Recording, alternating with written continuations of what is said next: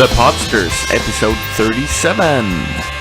Hey Podsters, welcome back! Hey guys, hope you had a great week, and that next week will be as great as this, counting down to Thanksgiving and all. Yes, Thanksgiving.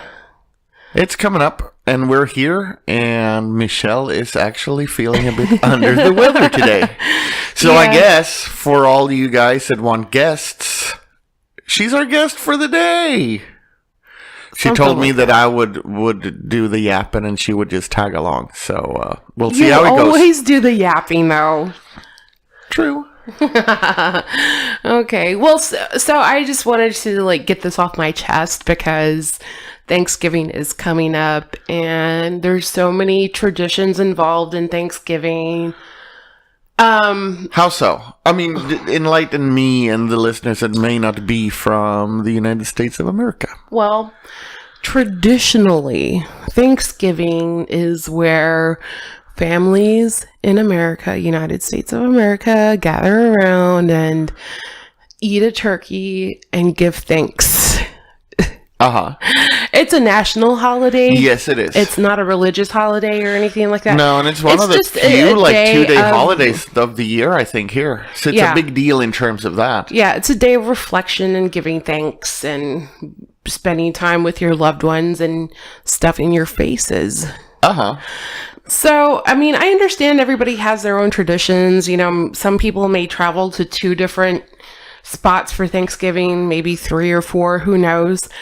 So for you guys out there that isn't from here, Thanksgiving here is pretty much what Christmas is everywhere else, and here too. Yeah, it's like an extra Christmas in terms of all the hustle bustle and traveling and fitting people in, and should we have our own as well and not, and exactly. And that was the thing, the biggest topic of the week last week for me, because my sister wanted to know who was going to host Thanksgiving this year. Yeah, because your family isn't great on planning ahead. No, they don't plan at all. But, I mean, we should already know by now that, you know, they already have their own agenda and they just force it upon us. Right. So, and mind you, this is my mom's side of the family, and I love them to death, but I could do without every once in a while. Well, basically, long story short, there were no plans that anybody knew of. Your sister asked what was going on for Thanksgiving, and you offered to host Thanksgiving at our house. Yeah, I was like, hey, we got a brand new dining room table. We kept our old dining room table. We have plenty of seating for everybody. Why not have it here? Right. Well, that was a nice gesture. So I offered, and I figured it'd be nice to give my aunts a break from cooking, doing all the cooking and stuff like that. But what happened? Oh, I got shut down. Oh, yeah. And why? Because of traditionally.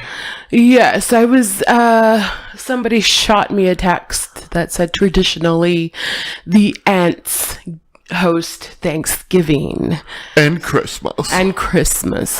So that totally kind of leaves out the fact that, what if I wanted to host a holiday for the family here? Well, that's not very nice. It's not very nice. And also with no planning ahead. Right. You offered to take a load off of somebody's plate because they've had, at least one of them had a busy year with stuff going on. Exactly. And it was kind of rude the way you got shut down. And the kind of explanation for it was a bit bullshit too. And I think that's why you were all ragging on the traditions of things. Yeah. Well, I mean, yeah. I think tradition is bullshit. To an extent. Yeah, I was going to say to an extent, I totally agree with you. It's okay to follow a tradition, but when you have to, make sure that we have it at a specific house at a specific time with a specific amount of napkins on the table or something like that. Right. That is, taking it to an extreme to me. Oh, I agree with you. Tradition should be loosely based on the whole, for instance, that you are celebrating Thanksgiving and that you have some form of, in Thanksgiving's case, that you give some form of thanks and eat some sort of turkey. Yeah. And see, I've always just dreaded Thanksgiving for the sheer fact of getting together with family members. And being stuck with them all day. And then, there's a lot of drama in my family. So I'm not even going to get into it because Chris is already rolling his eyes. No, I was rolling my eyes dread it. It's the whole fact that I don't understand why just because it's a holiday, people think that it's clever to consume copious amounts of alcohol. And then the weird thing for me in the States is that the biggest tradition thing of it all has to involve the TV. Oh, don't get me started on that. That people get so hell-bent on everybody has to get together. Watching football. It don't matter if it's football or Donald Duck. The fact is that if you get together and it should be nice and cozy, then people should interact with each other. Yeah. Instead of becoming, oh, shh, the game's on, the TV is on. Well, shut the fucking TV down for a sec and actually get together. To me, it's more the hypocritical part of it all. Yes. That, we're all together. No, you're not together. You're sitting in the same room, but you're not even talking to each other. So you're not together. You're not giving thanks. Yeah. Or whatever. That's the part of me a lot of traditions end up losing their meaning and stuff like that because people have a tendency to add on to those traditions, and it gets out of hand sometimes. So, I'm calling bullshit out on people who take traditions to an extreme. Yes. Bullshit on you. Bullshit. And guys, let us know what you guys think. Can you tell I have Thanksgiving anxiety or holiday anxiety? Yeah, I tried to I'm not gonna need have some it. Xanax. I tried to not have too much of it. I think a couple hours being around a lot of people is enough. Then it's time to create one's own traditions. If we were to have the Thanksgiving tradition with your side of the family, that would be awesome to me. I would love it. Yeah, but we're a small family. Yeah. So our holidays isn't much more than a Saturday night dinner. You know what I mean? It's a bit different. It's not big. It's not like pompous and expected a bunch of things. Mm-hmm. It's just a small group of people getting together for a while, and we actually do get together. We don't watch just TV. Yeah. But, yeah, bullshit on that. And guys, let us know what you think. Yeah, let us know if you have any kind of, weird, stupid traditions that you guys follow on, either Thanksgiving or Christmas. Easter, New Year's, and I don't know. The Jewish one. Oh, my God, I'm blanking on it. I'm not Jewish, so I don't know. Whatever. Hanukkah, there you go. Happy Hanukkah. Yes. Why couldn't I think of the word? Oh my God. Well, let us know, guys. I'm all flustered already thinking of Thanksgiving. Yeah, I'm starting to have the cold sweats and everything. Yeah. Well, comment below on our Facebook page or send us an email at thepodsters@gmail.com. Yes. Let us know what you think. Let us know what you think. So, my big topic for the week is the service industry.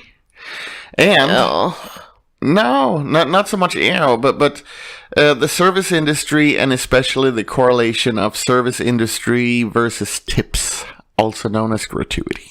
Yeah.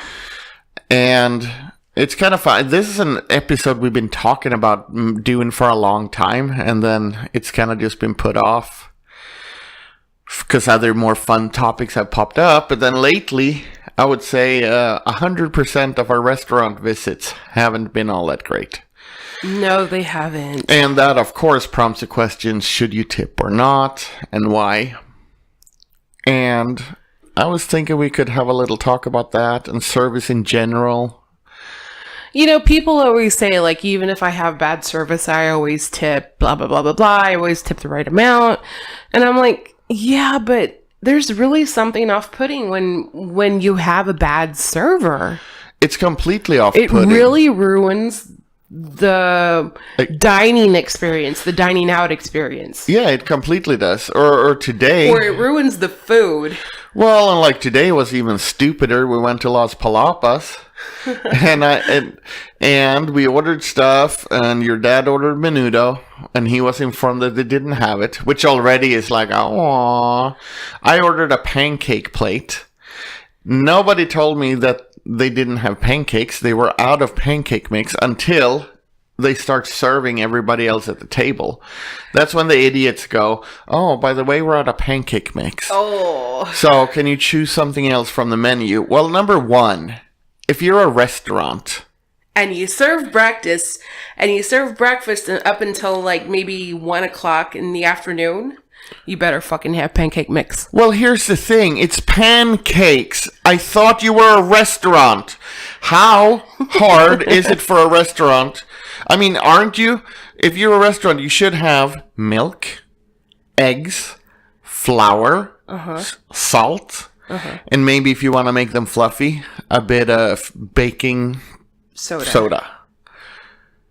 You're telling me that your fucking kitchen can't whip up a couple of pancakes because you're out of the mix, the add water and stir mix. Well, that alone. That's the bad thing about restaurants these days, especially the chain restaurants, is because they already have their prepackaged mixes and stuff like that. Yeah, I was going to say restaurants aren't restaurants these days. They don't actually cook the food. They just unwrap the shit and put it on the stove kind of thing. Right. And I think that's part of why we complain is because out where we live, there's no real mom and pop's places or fancy, like real restaurants. It's all chains, franchise stuff, where I guess people don't give a shit. But first of all, it's ridiculous that you can make a couple of pancakes if you call yourself a kitchen. And number two, to tell someone when everybody else get their food is ridiculous. Now, the only good thing I have to say about that experience is that they actually comped me for the shitty plate I got. Yeah. But it's ruining the experience. You go out and expect to get something, and it's not there. I can understand it if it's like a restaurant I know of in Sweden that have a lot of... they have a steady menu, and then they have specials because they actually do things with hunters. So sometimes, a hunter comes in and he's got moose meat. Ooh, moose meat. Well, yeah, there's moose meat. We had wild boar there, stuff like that. And I understand Have you ever had moose meat? Yes. Oh, yeah. Is it good? Is it gamey? No, it's not really gamey. Is it tough?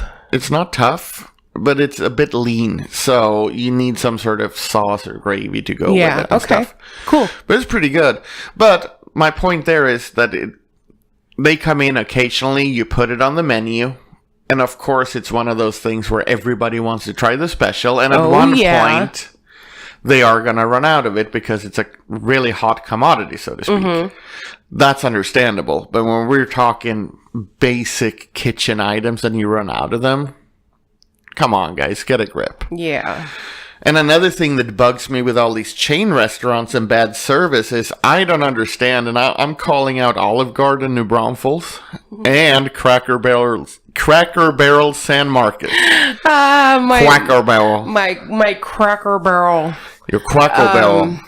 Because there, I don't understand how you can have... First of all, sometimes let's back up and say the American setup on how to run a restaurant is above and beyond me. There are so many people not doing anything useful that still get paid that I don't understand how the math goes there. Anywhere you go, there's like 3 people standing around at what they call here a hostess stand, and their only job is to grab a couple of menus and bring people to the table and seat them. That's all they do. Mm-hmm. And then they have some like water boys that run around to only refill water, iced tea, and soda. And mind you, I didn't see any of them come our way. I don't think they have them at Las Palapas. Oh, okay. I'm talking Cracker Barrel and Olive Garden. Then on top of that, you have the waitstaff. And then these people have also added on these CIA agents. I don't know if you guys seen them. They're always fancier dressed than the rest, and they have like these cool headsets. I want to say that that's like the restaurant manager or something, the shift manager. Right, it probably is. But here's the fun thing. What they do, I would love to get explained to me. Why is that? I will reach out, I think, to Olive Garden and Cracker Barrel to let them listen to this episode and also explain to me what these people do. Because in the instance of Cracker Barrel, where our waiter completely ignored us, those CIA agents were a couple of feet from our table. And not once did they attempt to refill sodas or tell anyone to get to our table to do it or anything. They're just sneaking around there being all important. Mm-hmm. It's complete waste of money, staff, personnel, and hours. I definitely agree, especially if they're not going to really do anything obviously useful. They don't do shit, because if they would have done it, we would have had our cups filled to the brim every 5 minutes. Right. So and what's up with that? I get that restaurants get busy and stuff like that. I get that they have, difficult customers or whatnot, or there's like little, emergencies here and there and stuff like that. But I mean, for the most part, like the Cracker Barrel, these guys, the constantly Cracker Barrel busy. is always busy, especially the one that's in San Marcos. The point is that they know this, and for the most And part, you you would can think get that good they service. would They learn should how learn to, exactly. Manage having lots of customers. Yes, it's not like a new phenomenon. Those places constantly have a lot of customers, Right. So they should know how to deal with it. But these days it is. I think these days it's hard to have good help or to find good help. Well, yeah, I think so too. Waiters and waitresses are, pretty much jobs done by like college kids or high school kids around here and stuff. When I started planning this episode in my head, I wasn't going to go there, but I think I will. I wonder if this is the whole millennial and Generation Y, the generation after the millennials. If it's this whole that they're entitled, spoiled little shits, so that they think that they don't have to do anything and still get 15% of. I don't know if it's, check? because if they're that spoiled, they probably wouldn't be working as a waiter or waitress. But why is it that they do such lousy jobs and then expect to get something for it? Because everything's handed to them. That's what I'm saying. So that's what it seems like. That's these what it days seems like to me. kids. Everything's handed to them. So even if they do they get that don't have job, to work hard. That's my point with it. So you kind of contradicted yourself there. Yeah, I mean, I'm trying to play into what you're trying to convey to everybody. Yeah, so I mean, I think that still matters. That it's just a generational thing, and these spoiled little brats. You guys need to work harder if you want to get that money. You should actually give real service. Right. And that brings me to the whole gratuity thing. It's kind of strange that 50 years ago, to tip or give gratuity was a worldwide phenomenon. Do you know that today it's only North America that runs on this kind of tipping system? Really? Yeah, it's only the US and Canada that really has a system where people expect to get between like 10 and 20% tip on services rendered. Everywhere else in the world, you don't tip in that sense. I've kind of heard of that in like the European countries, but I mean, I thought it was just a European No, thing. it's pretty much everywhere. Well, it was the US, Canada, and then some weird former Eastern European countries like Romania, where they still expected it the way they do. Everywhere else it's taken off. It's customary that you might round your bill up. So if your check is $46, you get change back on a 50. Or you go someplace really nice and you get exceptional service that you kind of give that waiter, $10 or something. Yeah, and for the most part, like in Europe, they actually give their waiters or wait staff a salary. Yeah. As opposed to here in the U.S. Yeah, I was going to say, and I think this is kind of shitty for people that don't know either, that there's a way, and I think a lot of restaurants do this. The minimum wage for wait staff is $2.83. And then they're supposed to make the rest up with tips. And should you not be able to make up minimum wage in tips plus your $2.83, then the restaurant goes in and cover that part. And I think that's really shitty. Yeah, I think that's taking advantage of people. It certainly is. If you want qualified wait staff, you should pay at least minimum wage plus tips. But that being said, I get that that's a tough job. But it is, because I could never do it. But still, you got into it for one reason or another. And to expect a 15% add-on to a check, that's a lot of money. Mm-hmm. And for that, I'm sorry, but people do expect decent service. And when it comes to the service industry, if we're going to separate it, what really gets me here is places like spas, hair salons, tattoo parlors, that they expect tips too. That's really strange to me. Yeah, I mean, because, like, you're already paying for the service. Yeah, and here's the thing. I don't understand why we still have to tip you. No, I really don't understand that. Because basically, how pricing services like that works is you look at your expenses. So you have your rent, your mortgage, lease, or whatever, trash, electricity, water, all those regular bills. Then you have write-off on whatever equipment you use.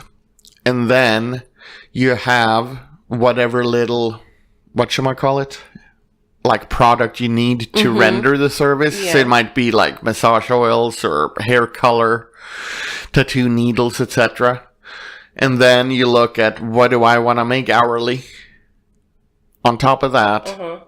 And then if you're smart, you also take into account that you have to pay your health insurance, your retirement and stuff. And then you work out how many hours a day will I be working, and you divide all that out, and it becomes an hourly estimate of what you do. That's, for instance, why men's haircuts are cheaper than women's. Because a men's haircut takes shorter time than to do a woman's haircut. Right. So, why wouldn't you do like the rest of the world? And if you for some reason think that you need an additional 15% for your services, then you should add on that to the price. I don't understand that part of tipping. And when it comes to tipping in restaurants, like I said, you're paying extra for services rendered. And it's kind of above me that we still do it this way, because there's also been studies that shown that it's not a fair system in terms of people with different looks, what's it called? Ethnicities, etc. get tipped different for the same kind of service. So it's not a fair system to begin with. And number two, like I said, I'm sorry, but if you don't provide service, how can you expect me to tip you? Yep, that I definitely agree on that. And you know what the worst thing is? Something I've started seeing now? And What's guys, that? just stop it, you fucking millennials and Gen Yers. That's how they start putting out tip jars for pickup and to-go stuff. Ooh, no. Really? Yeah, everywhere. I've never really noticed that. No, okay, I take that back. I have noticed it at one restaurant, but no, there's everywhere. Yeah, I don't necessarily agree with tipping. Why when would you I tip you pick something up when you don't render a real service? When you don't dine in at the place, you don't have somebody actually coming to your house to refill your tea or anything like that. So why should you tip them? Yeah, I don't understand it. I would love for someone out there to explain it to me why we should tip you. There's a lot of people in the service industry. Let us know. Yes, please. And I'm not dogging the service industry at all as far as like a profession or anything like that. No, neither do I. I think if you're going to do a job, you got to do it well. That's how I feel about myself. You know what I mean? Anytime I do a job, I just make sure that it's done right, done properly, and to, the satisfaction of either my boss or Chris or whatever. Well, I mean, when you're, especially if you're dependent on that money, as in you're not even getting a fair wage, which I think, I mean, I don't know what to say about that part though, because it's like you guys got to band together and demand it. It's worked everywhere else. service industry jobs is nothing to look down upon or frown upon. No, not at all. Not at all. That's not what we're doing, guys. I mean, it's a way of making money. Well, and if you do it at the right place, which here is impossible because, like we said, everything is franchised. But I know places in Stockholm, for instance, that place must be at least 30 years old. And there is staff, even including barbacks, that have been there the whole time. Oh, wow. Well, because they get paid decent and they love the place. It's a lot of return customers. So it becomes really, a fun place to work. But of course, they also have good employers that actually pay them livable wages. And I definitely think that especially you franchise owners should do that. You shouldn't take advantage of people having them try to survive on tips only. But that being said, with you guys and your whole like tip jars for to go, you don't see that at McDonald's. Right. So just because you have a hipster cafe, don't think that you're entitled to it unless you give me a fucking porcelain cup. Right. Well, guys, that was my rant of the day. Get rid of the tipping system the way it is now. Because it's both unfair and confusing. And you guys who do work the service industry, I understand that it's tough and that a lot of days suck. But if you want happy return customers that do give you that money, you better give some decent service. Take care of them. Yes, please. Mm-hmm. And on that note, I think it's time for us to get out of here. Yeah, let's skedaddle. We'll talk to you guys before Thanksgiving. And don't forget, leave your comments, questions, and concerns in the comment section on YouTube. Mm-hmm. And SoundCloud. And SoundCloud. As well as our email address, thepodsters@gmail.com. And that's the Podsters with a Z at the end. Good night, everybody. Bye-bye.